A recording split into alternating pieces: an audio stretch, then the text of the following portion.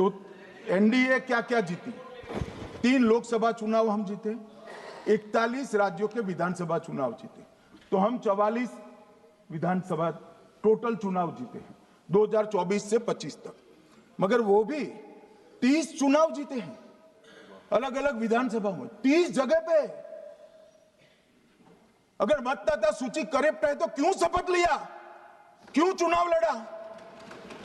आप बताइए देश की जनता को। आप लोग यहाँ कैसे पहुंचे? श्री राहुल गांधी जहां से चुनकर आए थे, वो वायनाड की मतदाता सूची में भी मेरी पार्टी ने प्रेस कॉन्फ्रेंस कर इसी प्रकार की डिस्क्रिपेंसी को बताया है। इसका जवाब नहीं देते। हमने अमेठी का भी बताया है, इसका जवाब नहीं देते हैं। मान्यवर, एक चुनाव की मतदाता सूची में जो थोड़ी बहुत गलतियां हैं, उसको वो लोग मुद्दा बनाते हैं चुनाव हारने का। चुनाव हारने का कारण है नहीं, मैं अंत में बताऊंगा क्यों हारते हो चुनाव, मैं बताऊंगा माननीय अंत।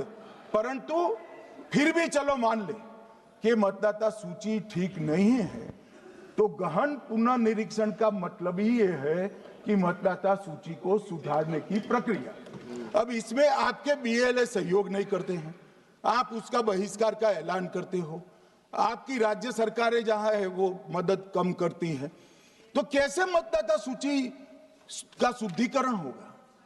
जो आपकी डिमांड है वो ही चुनाव आयोग कर रहा है। आपकी डिमांड है कि मतदाता सूची ठीक हो, वो चुनाव आयोग कर रहा है। मगर हुआ क्या है मान्यवर मालूम है? इनको अब अगर प्रेस में कोई पत्रकार उनको पसंद ना आए ऐसा सवाल पूछते हैं तो तुम बीजेपी के एजेंट हो ऐसा कहते हैं। मान्यवर, सवाल जो भी हो उसको लेना चाहिए। मान्यवर, पत्रकार कभी बीजेपी का एजेंट नहीं होता है। मगर आप अगर ऐसा मानते हो कि लोकतंत्र में आपको पसंद आए ऐसे ही सवाल पत्रकार पूछे, तो ये नहीं हो सकता। इमरजेंसी नहीं है भाई, इमरजेंसी नहीं है। मान्यवर, एक प्रेस में कोई सवाल पूछता है तो कहते हैं बीजेपी के एजेंट हो। केस हारते हैं तो जज पर आरोप कर देते हैं, चुनाव हारते हैं तो ईवीएम पर आरोप करते हैं।